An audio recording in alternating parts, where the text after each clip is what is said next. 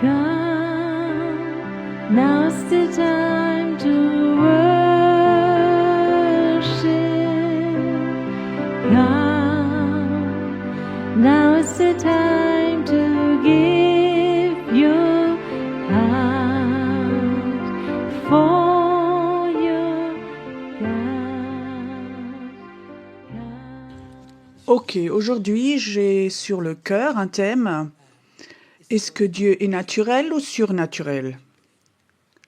Qu'est-ce que vous pensez? Tu sais, la religion, c'est quelque chose de naturel. La religion, c'est humaniste. Oui, on peut le comprendre. Dieu est 100% surnaturel.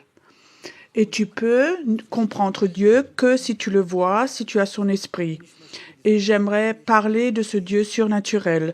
Bob Mann, qui était un prophète, un ami, m'a dit cette phrase un jour, tu sais, si l'Église, si c'était que un culte naturel, alors Dieu n'est pas là.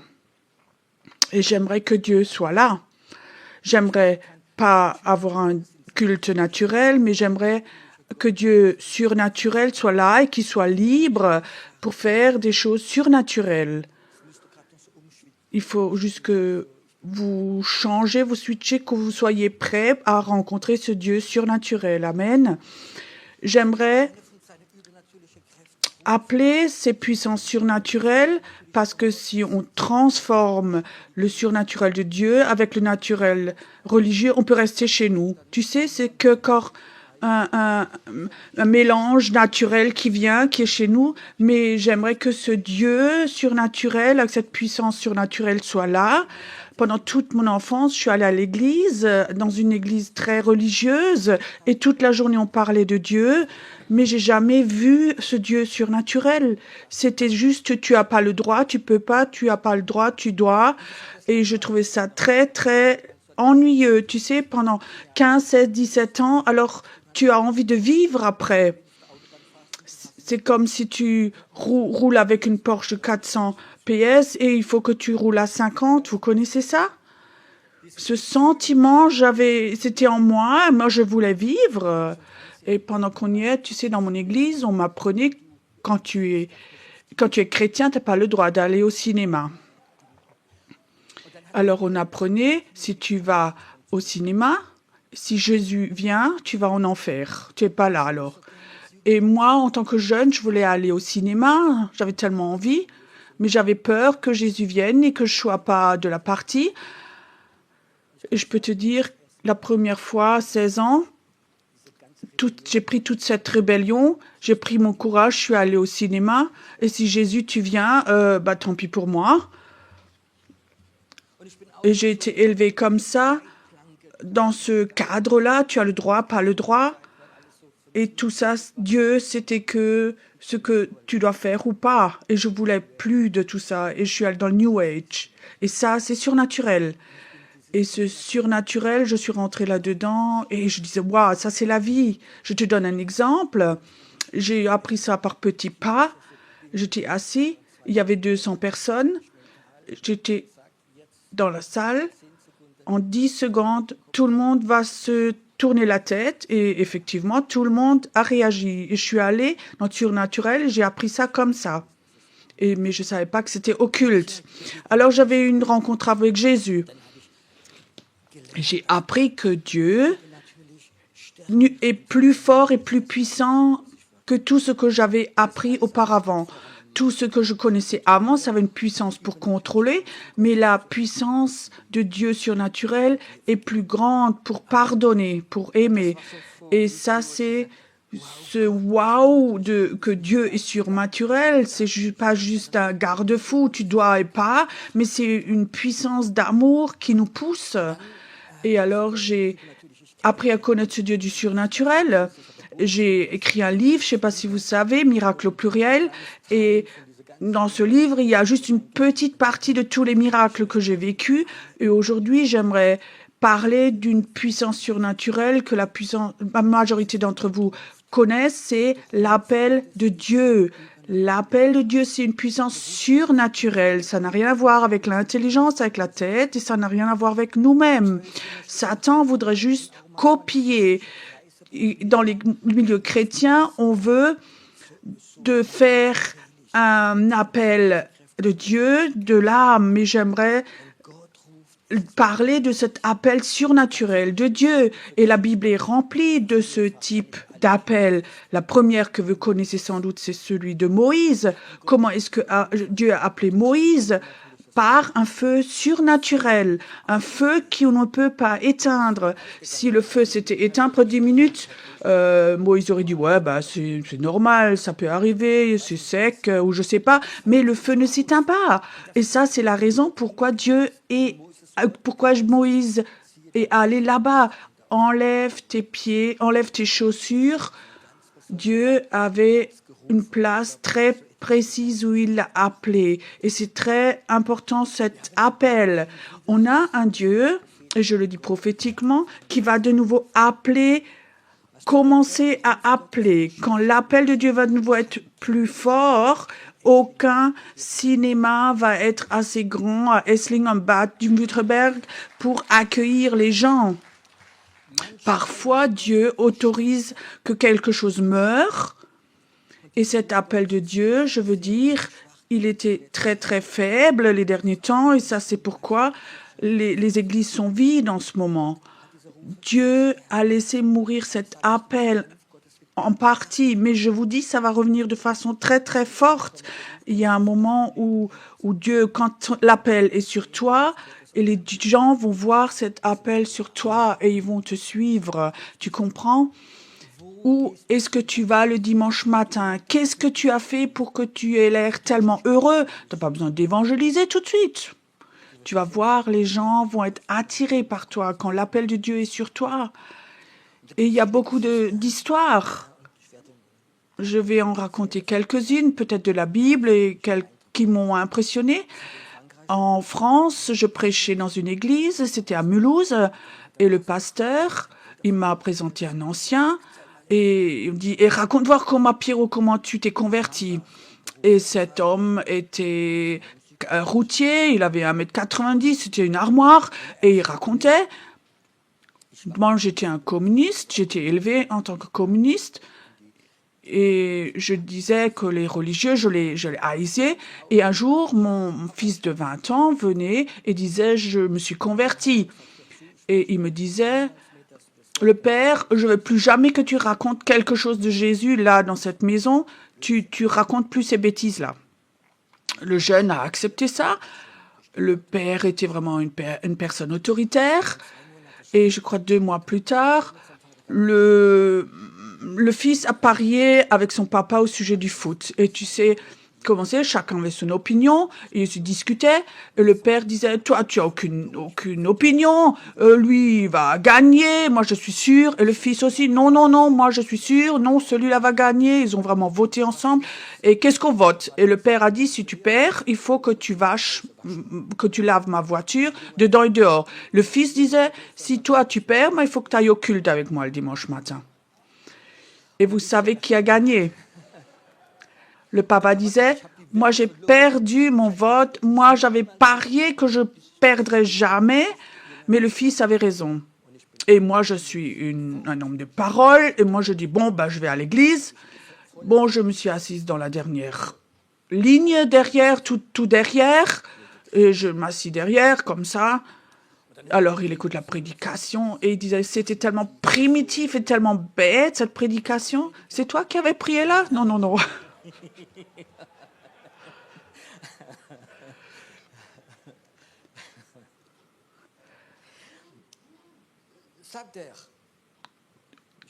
C'était une bonne prédication sans doute. Tu ne dois pas raconter l'histoire avant. Il ne s'est pas converti pendant qu'il prêchait. Alors il prêche, c'est complètement primitif, et alors il y a un appel, et effectivement les gens vont devant, et ils se disaient, mais les gens sont vraiment bêtes là. Et alors quand les gens allaient devant, il y a quelqu'un derrière lui qui met la main sur son dos et qui le pousse vers l'avant. Et il disait, mais ces chrétiens, ils sont vraiment effrontés, moi je vais me retourner, je vais lui donner une baffe. Il se retourne, il veut donner une baffe, et il n'y avait personne. Et il sentait cette main. ça me poussait en avant, je voulais pas, ça me poussait en avant, et j'étais là devant, je tombais sur mes genoux, et pendant 2 heures, j'ai que fait pleurer, tout est sorti. Ça, c'est l'appel de Dieu. Ça, c'est l'appel de Dieu. Mon grand-père et ma grand-mère, ça fait presque 100 ans maintenant, ils se sont convertis, ils n'étaient pas chrétiens. Et il y avait un réveil. C'était à la frontière entre l'Alsace et la Lorraine. Et ma grand-mère me racontait quand j'étais petit, j'étais souvent chez elle, elle me racontait ces histoires parce que je voulais entendre ces histoires du réveil. Et ma grand-mère me racontait, elle rentrait dans une tente, il y avait quelqu'un qui priait, qui prêchait Jésus, elle s'est convertie, elle était devant. Et à ce moment-là, elle était séparée de mon grand-père. Et pendant un long moment, ils étaient séparés avec mon grand-père, ils voulaient divorcer. Et alors, elle était là devant, il y avait 50 personnes. Et à côté d'elle, il y avait le grand-père. Ils étaient loin, ils habitaient 6-7 kilomètres. Elle dit, mais qu'est-ce que tu fais là? Mais la même chose que toi. Et alors, ils se sont de nouveau mis ensemble. Et alors, ils ont fabriqué ma maman. Et moi, je suis un enfant du réveil.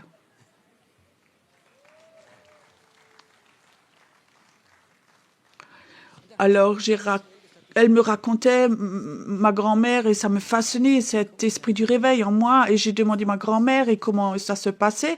Mais pourquoi tu es allée à cette tente? Elle disait, je sais pas, tu comprends. C'était 7-8 kilomètres de chez moi. Et à 6 heures du matin, 5 heures du matin, on est déjà parti avec la poussette. Il y avait les sandwichs, l'eau et il y avait la poussette, le bébé. Presque la moitié du village est allé là-bas. Mais il y avait un tract dans la boîte aux lettres. Non, non, non, on ne savait même pas pourquoi on y allait. Ça nous a attirés. On est tous réveillés, on y allait, on ne savait même pas pourquoi. Il y avait quelque chose de surnaturel qui était là. Un homme s'est converti, est venu dans notre église, s'est converti, s'est fait baptiser. Il habitait à Emmersgroot, en hauteur de Heidelberg. Il me racontait l'histoire. Il n'était pas chrétien. Il était pas chrétien du tout, et la nuit il se réveille, et la nuit, les démons essaient de l'étrangler, il est là, et il crie, et quelqu'un essaie de l'étrangler, Dieu, Dieu, Dieu, il crie, et tout d'un coup, la main s'est enlevée, il s'était assis dans le lit, complètement plein de sueur, sous le choc, et il commençait à prier, Dieu, Dieu, Dieu, aide-moi. Et tu sais ce que Dieu lui a dit? Demain matin, à 10 heures, tu prends ta voiture, tu descends de la montagne, là en bas, il y a un immeuble avec une croix, et là, je parle avec toi. Il est venu et il s'est converti. Ça, c'est l'appel de Dieu. J'ai trouvé Jésus, ou plutôt, il m'a trouvé. J'étais en prison, je voulais m'échapper. Mon épouse priait, et Jésus est venu. Je me suis convertie. Il m'a pardonné, il m'a guéri. Et je savais aussi que il m'appelle et que je vais le servir. Au fond de moi, je le savais, mais je racontais à personne parce que ça sonne fou, parce que j'étais dans les affaires. Et servir Dieu, c'est quelque chose de très, très loin. Et alors, j'étais chrétien, je me suis convertie, j'étais baptisée, j'allais à l'église, j'aimais Jésus de tout mon cœur, mais j'avais aussi ma vie et je tenais à cela. Bon, je travaillais, j'avais mon argent. J'étais dans les clubs de foot et dans le club de tennis. Et là, j'étais très actif. Et tu sais, en Allemagne, dans ces clubs, chaque année, il y a une fête. Donc, pour financer le club, on a une tente, on fait une fête, on boit, on grille, on fait des grillades. Et moi, j'étais le manager. Il y avait une super grande tente avec plein de gens. Et on était dans la tente. Et j'étais actif là-dedans. Et c'était aussi partie de ce club pour être actif. Et j'étais le soir assis à table comme ça. Il y avait des grandes tables, il y avait de la musique, on fumait, on était là avec mon épouse. La majorité avec des bières et comme ça, on faisait avec. On était à table et tout d'un coup, je remarquais quelque chose venir à table. C'était comme une nuée qui venait comme ça, je sentais la présence de Dieu, ça venait de plus en plus fort sur cette table, dans cette tente, et je regardais mon épouse, et je voyais dans son regard que elle aussi, elle était touchée par ça. Et la présence de Dieu est là, dans cette tente, là où il y avait la musique à fond, et les gens étaient à moitié ivres, la gloire de Dieu est venue là, dans cette tente, et je sentais que cette nuée m'appelle. Et je disais, on y va, on sort. Et mon épouse disait tout de suite, oui, on est sorti. Et je savais, Dieu m'avait appelé à sortir de ça. Je sortais de la tente. Maintenant, mon appel va commencer. Maintenant, ça va commencer. Et alors, ça a commencé. Dieu a appelé. On a un Dieu qui appelle les gens. En ce moment, il y a des temps où Dieu appelle. Il y a aussi des temps où Dieu dit, quitte ton job, fais des vacances, maintenant il y a un temps de prière pour toi. Tu sais, ça c'est des temps très très spéciaux. En Isaïe, il est écrit, il appelle aussi longtemps qu'il est prêt. Ça veut dire qu'il y a des temps où Dieu est plus près que d'autres. Quand Dieu t'appelle, maintenant c'est le temps où tu passes du temps avec moi. Maintenant, c'est un temps où je vais t'appeler de façon toute nouvelle. Et j'aimerais te dire, cet appel de Dieu va devenir de plus en plus fort et il va appeler et ils vont avoir cette puissance de l'appel et tu vas appeler des gens, tu comprends? Sur Jésus, il y avait un appel de Dieu pour que les apôtres les a suivis, les a pas convertis. Non, non, non, ils l'ont suivi parce que l'appel était sur sa vie. Maintenant, il y a une histoire dans la Bible qui est très forte, qui m'a marquée, c'est l'histoire d'Élie. Élie, il avait quelqu'un qui le suivait, Élisée, il a fait de façon très spéciale avec un manteau. Élisée était en train de travailler avec beaucoup de succès, avec un immense tracteur avec 5 cylindres. Il était dans son champ et tout d'un coup, Élie vient. Il fait rien d'autre que de poser son manteau sur lui. Et tout d'un coup, il y va. Élisée, il quitte tout, il vend tout et il suit Élie. Qu'est-ce qu'il y avait dans ce manteau? Tu peux imaginer que Dieu te donne un manteau comme ça, un manteau prophétique comme ça, que tu vas chez des gens, que tu ne dis pas grand-chose. Tu mets ta main sur l'épaule et tout d'un coup, tu vois, ils vont te suivre. Ils te suivent pas toi, mais ils vont suivre Dieu. Élie a appelé Élisée. Un prophète peut appeler un prophète. Un évangéliste appelle un évangéliste. Un pasteur appelle un pasteur. Quelqu'un qui a fait du travail d'enfant, qui a un appel pour les enfants, va appeler ceux qui ont un appel pour d'autres enfants. C'est quelque chose de normal. Un pasteur ne va pas appeler un prophète ou un apôtre. Il appelle ce qu'il a en lui. Et maintenant, il y a cette question, qu'est-ce que toi, tu as en toi qui est surnaturel, qui appelle les gens? J'aimerais juste te donner 2 exemples. Dieu m'a appelé à être prophète, bien que je ne le souhaitais pas du tout, en fait. C'est pas facile de porter ce prophétique qui est en toi.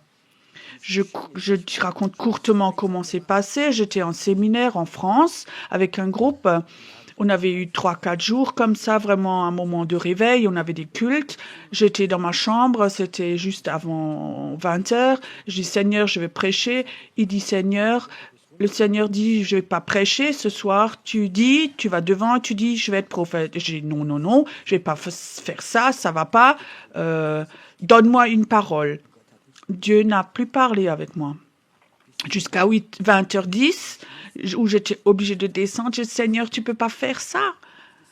Alors je descends le soir, c'était 20h10, les gens me donnaient le micro et je vais devant et je dis, c'est fou, mais ce soir je prêche pas, mais je suis prophète. Je pensais déjà les premières tomates vont arriver. Et vous savez ce qu'ils ont fait, les fous dans la salle? Ils ont applaudi. Ah oui, super, ils ont applaudi. Mais est-ce qu'ils sont fous, ceux-là? Et à ce moment, il y a quelque chose qui s'est passé. Et toute la soirée, j'ai prophétisé sur les gens, ce qu'ils avaient dans leur poche, ce qu'ils avaient dans leur tiroir à la maison, des choses complètement surnaturelles. Je peux te dire, c'est pas facile de porter ça. Mais ce manteau est venu sur moi. Et quelques années plus tard, Dieu m'a dit, Pierrot, j'aimerais que tu fais une école de prophète en Israël. Je dis, oh non, tu sais, Israël, c'est pas forcément, tu sais, c'est les gens en religion qui viennent pour regarder les pierres, pour l'histoire et tout, c'est pas mon truc du tout. Et qui me connaît moi pour que je fasse une école de prophète en Israël? Dieu a dit, fais. Et on était à ce moment-là une église pas connue du tout. J'avais fait un petit prospectus avec Israël et il y avait plus de 100 personnes qui se sont inscrites. 100 personnes sont venues. On a eu un super moment prophétique là-bas. Et les derniers jours, Dieu a dit, demande qui de ceux qui sont venus avec avait l'argent pour financer ce voyage. 2 tiers de toutes les personnes n'avaient pas l'argent en fait, mais ils l'ont eu de façon surnaturelle. Ça, c'est l'appel de Dieu. Ça libère même les finances pour que tu puisses suivre. Quand Dieu appelle, il ne faut pas que tu ouvres les portes. Elles vont s'ouvrir toutes seules. Si quelqu'un te pousse, oui. Tu sais, dans le royaume de Dieu, il y a aussi beaucoup de gens qui ont été poussés dedans. Je vous explique. Un homme venait devant, il dit, Pierrot, j'aimerais avoir le baptême du Saint-Esprit. Tu peux prier pour moi? Je dis, ah oui, je mets la main dessus, je prie, et j'avais l'impression, c'est comme si un courant électrique devait passer dans du bois. Tu sais, le bois, il n'y a pas le courant qui passe. Et je regardais, et je disais, écoute, pourquoi tu es donc devant? Elle dit, oui, mon épouse m'a envoyé devant. Mais est-ce que toi, tu vas voir ça? Je dis, non, non, non. Tu sais, il a été poussé devant. Un autre homme de notre église était là, il voulait avoir de la cure d'âme, et je parlais avec lui. Oui, et ça, et ça, et ça, et on tournait autour du pot. Et alors je dis, mais pourquoi? Comment tu es devenu chrétien?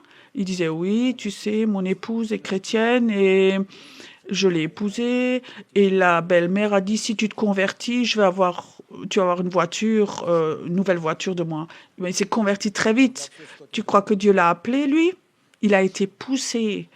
Arrêtez de pousser les gens vers Dieu. Tu comprends? Arrête de pousser les gens.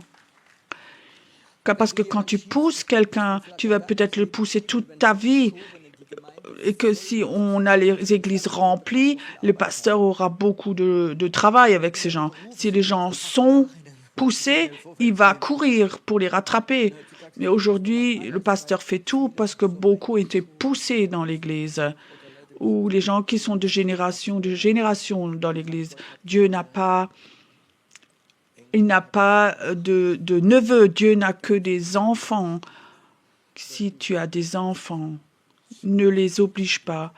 Prie que Dieu les appelle, que l'appel de Dieu vient sur eux. Je ne sais pas si tu connais le pasteur Peter Schmidt, un pasteur de l'église la plus grande en France, à Mulhouse, une église de 3000 personnes. Et il me racontait, quand il avait 14 ans, tout d'un coup, il n'avait pas envie d'aller à l'église. Il trouvait ça ennuyeux. Il voulait simplement aller avec les copains, faire du foot et faire d'autres choses. Il disait, maman, aujourd'hui, je ne vais pas aller au culte. Et la maman était vraiment choquée à ce moment. Quoi? Tu vas pas au culte?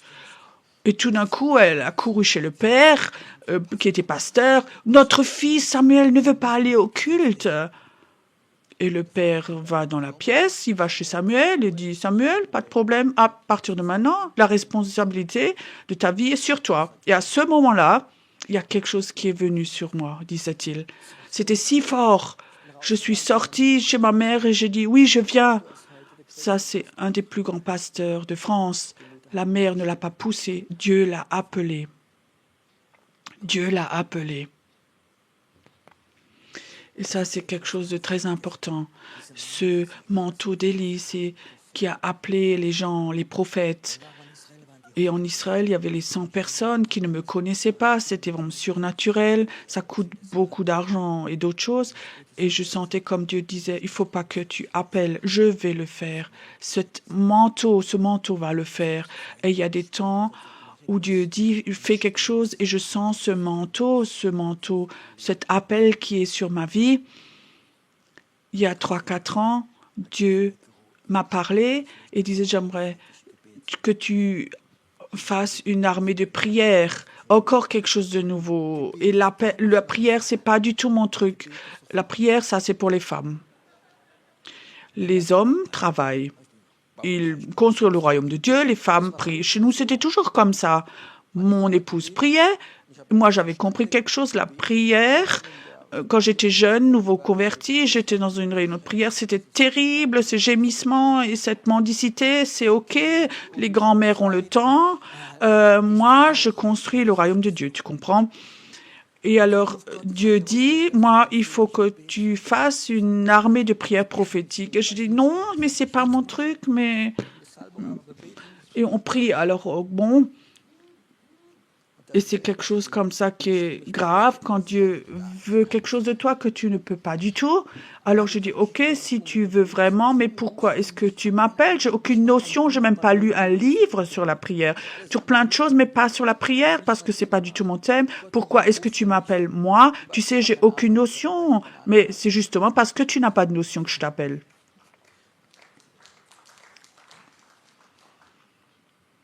Alors, courtement, j'ai annoncé une armée de prières prophétiques et en 2 mois, on a 1000 personnes qui se sont inscrites par email. Et on a commencé, on était à Madrid, à Paris, en Pologne, en Égypte, en Tunisie. On a fait des séminaires prophétiques. Il y avait tellement de gens qui venaient avec. Il y avait une onction de prophétique tellement forte. Je savais Dieu a appelé les gens. Dieu a appelé les gens. La semaine dernière, j'étais ensuite. On a fait une armée de prière le matin et l'après-midi l'évangélisation.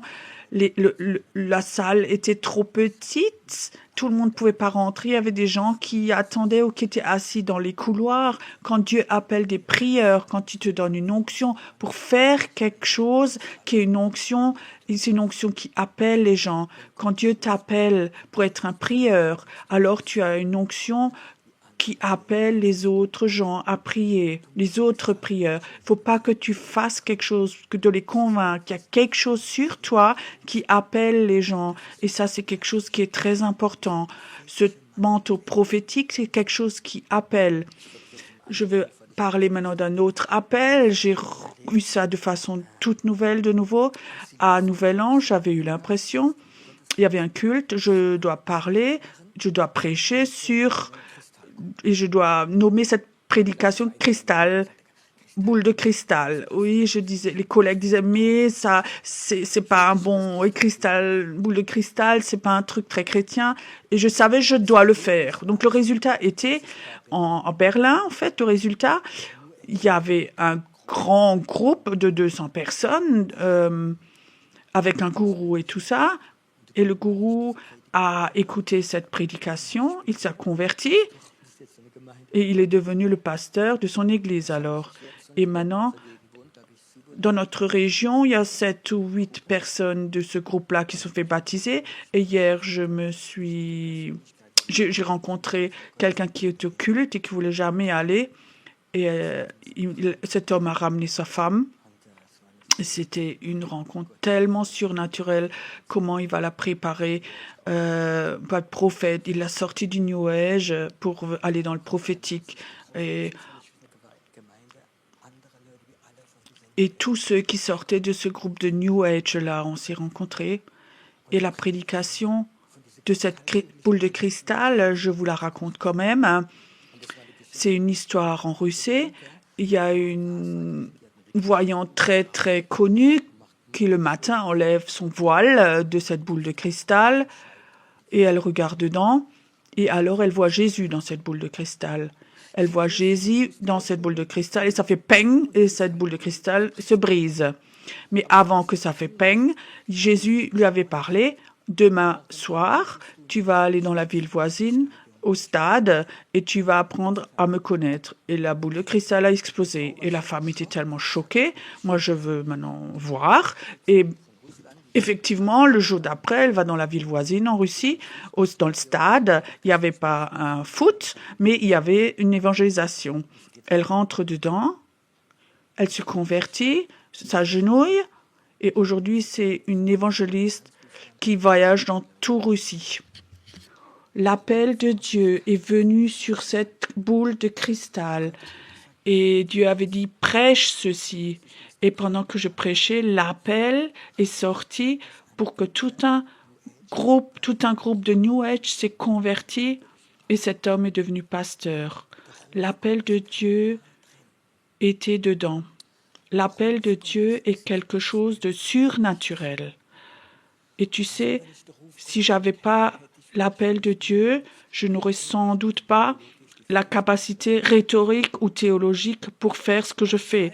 Mais je sais que l'appel de Dieu, c'est quelque chose de surnaturel qui se pose sur les gens. Et il y a des temps où je sens ce poids, je sens sur moi ça, d'appeler des prophètes, d'appeler des gens à Dieu, ou d'appeler les gens dans la prière, ou d'appeler les gens dans la puissance de guérison, d'appeler les gens.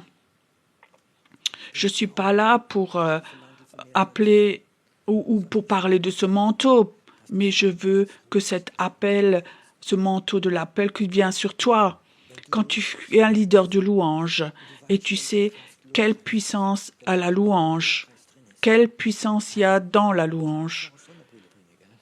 Tu peux me donner tes lunettes de soleil si tu veux. L'inconvénient avec la lumière, c'est qu'on voit que j'ai plus 20 ans.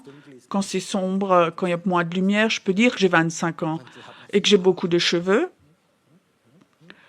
OK. Tu sais, quand l'appel de Dieu est là, c'est quelque chose de Dieu qui est surnaturel. Cet appel de Dieu, imagine, tu as un travail d'enfant et tu as vraiment ça sur le cœur parce que tu aimes les enfants. Et alors tu commences à prier, Seigneur, tu sais qu'on a vraiment un manque de collègues. Et alors, il y a des gens qui vont venir à toi qui ont envie de faire ça parce que ton appel, ce manteau pour les enfants va être là quand tu fais la louange et tu sais vraiment ce que c'est la louange. Tu vas avoir quelque chose sur toi qui appelle et les gens disent ça aussi, on veut l'avoir. Ça aussi, on veut l'avoir. On veut aussi faire de la louange parce que ce manteau de ce qui est posé sur toi va appeler les gens quand tu es un leader de groupe de maison. Pas parce qu'une église est bien structurée, mais parce que tu as ce cœur de pasteur, de servir les gens. Alors Dieu va poser un manteau sur toi pour que les gens viennent à toi, pas sur la base de ton savoir, de tes capacités, mais sur la base de ce manteau d'appeler des brebis. Tu sais, tu comprends ceci. Et le jour où tu crois, parce que tu crois que tu sais bien parler, que tu as une bonne rhétorique, une puissance, ce manteau va s'enlever. Il faut que tu saches, ce manteau de Dieu, c'est un manteau parce que tu as une capacité, mais parce que Dieu a envie d'appeler de façon toute nouvelle les gens. Est-ce que tu sens dans l'esprit de quoi je parle maintenant? Est-ce que tu peux imaginer, Seigneur, j'aimerais enlever toutes mes capacités humaines dans l'arrière-plan où je pense savoir faire ceci ou cela, mais de dire, Seigneur, j'aimerais te donner mon manteau pour que tu me rappelles de façon nouvelle, que tu appelles les gens à aller dans le pastoral, dans la louange, dans la prédication, dans le prophétique, dans l'apostolique. Tu vas, Hervé, voir que cet appel prophétique où les gens parfois ont tiré contre toi, pas contre toi, mais contre ce manteau, il va appeler de jeunes gens. Tu vas voir comme les jeunes gens vont venir et tu vas voir, ce n'est pas les membres de ton église, mais c'est les futurs gens, cet appel apostolique va être sur toi. Et je crois que c'est quelque chose de très important. Il faut qu'on arrête avec notre propre psychologie, notre force de bâtir le royaume de Dieu. Mais il faut qu'on sache notre Dieu est un Dieu surnaturel. Il veut aller avec nous dans le surnaturel. La Bible dit, Dieu confirme sa parole par des signes et des miracles. Amen. Est-ce qu'il peut faire ça ce matin ici? Je ne sais pas pourquoi, mais je sens maintenant dans l'esprit que Dieu dit, j'aimerais donner des chaussures évangéliques pour les évangélistes. J'aimerais toucher ce matin aussi les gens aussi qui regardent, peu importe où. Cet Dieu surnaturel n'est pas limité à cet endroit, mais il passe par YouTube, par les films, par Instagram. Il rentre dans les maisons. Aussi la puissance de Dieu ce matin, elle doit rentrer partout. Je sens ce matin comme Dieu dit, j'aimerais que cet appel, j'aimerais le libérer pour les évangélistes. Il y a des gens ici, et ce se passe maintenant. Que Dieu touche tes pieds maintenant. Comme quelque chose de Dieu touche tes pieds comme une électricité, une chaleur. Tu le sens maintenant, ça touche tes pieds maintenant. Et tu vas appeler des gens, tu vas être un évangéliste. Et tu vas être une évangéliste. Et les gens vont te suivre parce que cet appel est en toi. Dieu dit, j'aimerais mettre un signe ce matin. Et ce signe est, je vais maintenant toucher tes pieds, maintenant, et me poser le manteau sur toi. Certains vont maintenant sentir qu'il y a quelque chose dans tes pieds maintenant, comme un feu dans tes pieds. Écoute, si maintenant tu sens que Dieu touche tes pieds maintenant et t'appelle à être évangéliste, peu importe où tu es, lève-toi, je vais prier pour toi. Lève-toi simplement et mets-toi debout devant Dieu. Ce Dieu qui appelle. Ce Dieu qui appelle. Ce jeune homme-là, juste là, avec la chemise blanche, Dieu dit, je vais te donner un don prophétique. Tu vas avoir un cœur et tu vas voir comme Dieu voit les gens. Et tu vas avec beaucoup d'amour servir les gens. Ça va être un signe très très fort dans ta vie. Arrête de regarder dans ton passé ce qui ne marche pas, dit le Seigneur, mais regarde ce que je prévois, ce qui est devant toi. Je vais poser un manteau sur toi et tu vas vivre des gens où les gens vont venir à toi, te parler parce qu'ils voient ce manteau. Et Père, j'aimerais que ce matin, que cet appel, qu'il vienne de nouveau, tout nouveau pour les évangéliques, aussi dans cette ville, aussi qui vont sortir de cette ville, parce que tu vas les appeler en tant qu'évangélistes. Et certaines personnes aussi ici, c'est comme si la puissance de Dieu touchait tes mains maintenant. C'est comme si Dieu dit, je vais donner quelque chose de nouveau, une onction de libération, de guérison dans ton main. Écoute, si tu sens ça maintenant, que tu as ça dans tes mains maintenant, que Dieu t'appelle à aller dans cet ministère de guérison, élève tes mains maintenant vers Dieu. Élève tes mains vers Dieu maintenant. C'est comme si Dieu voudrait mettre quelque chose dedans. Je mets quelque chose dans tes mains maintenant. Et tu vas voir comme des signes et des miracles vont se passer. Ce n'est pas ton don à toi, c'est un cadeau. Beaucoup de gens vont venir à Dieu parce qu'ils vont voir les signes et les miracles. J'ai appelé Moïse et j'ai donné à Moïse un bâton d'autorité. Moi, je veux te donner aussi ce bâton d'autorité. Et je vois dans l'esprit, comme Dieu dit, cette église à Isling doit être une église prophétique. Il va y avoir un esprit prophétique ici. Il va être fort. Là où la sorcellerie a vraiment combattu ceci, la sorcellerie va le reconnaître. Où la sorcellerie va plier le genou, ils ne peuvent rien faire. C'est l'appel de Dieu. Ce ne sont pas les humains, c'est la main de Dieu. C'est la main de Dieu, ce manteau de Dieu, ce prophétique qui est posé sur cette église. Il y a des gens qui sont là. Tu vas porter un bout de cet esprit prophétique. Tu dois, c'est important que ici, qu'il y ait des gens qui portent cet appel prophétique, qui vont porter ce manteau pour cette Église, que quand ils prient, qu'ils ne soient pas devant le mur de lamentation, mais qu'ils prient prophétiquement pour cette Église ici. C'est là maintenant. Il y a une personne qui est là, je ne peux pas tout à fait décrire, mais tu as comme ça une inflammation dans l'œsophage qui est inflammée. Je sais pas, ça vient des acidités, mais ça brûle souvent et tu souffres.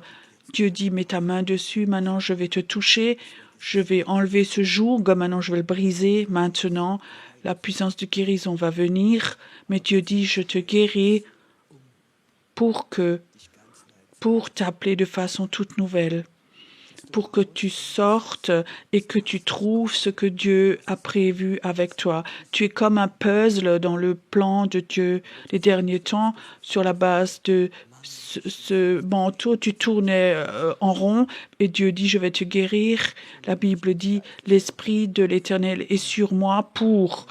Dieu te guérit pour que tu sois ce morceau de puzzle dans le plan de Dieu. Tu vas y rentrer.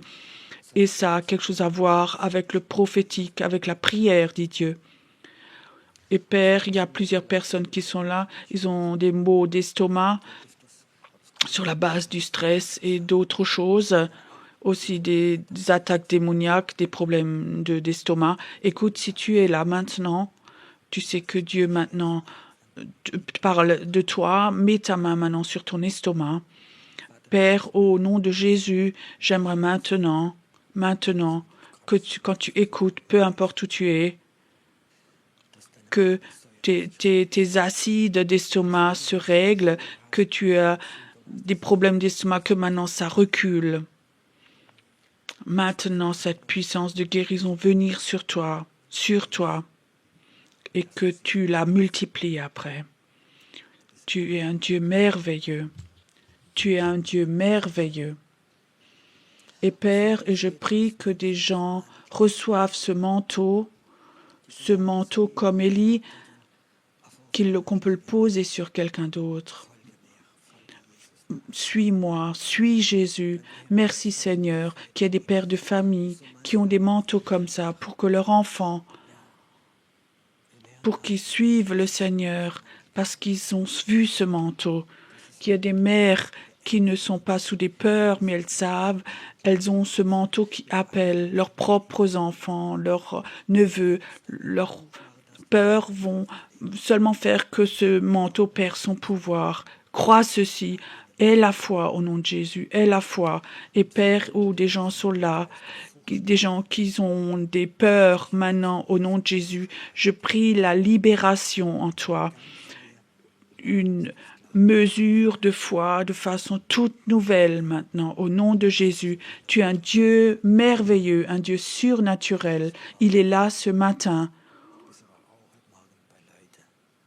Et tu es aussi chez des gens qui sont chez eux à la maison. Peut-être que tu as ton café à la main, mais Dieu, ça n'empêche pas Dieu de te toucher. Peut-être que tu es au lit, peut-être que ce soir, que tu es en train de boire ton verre de vin chez toi à la maison tard, ça ne le gêne pas. Il vient dans ton appartement, dans ta maison, il vient chez toi.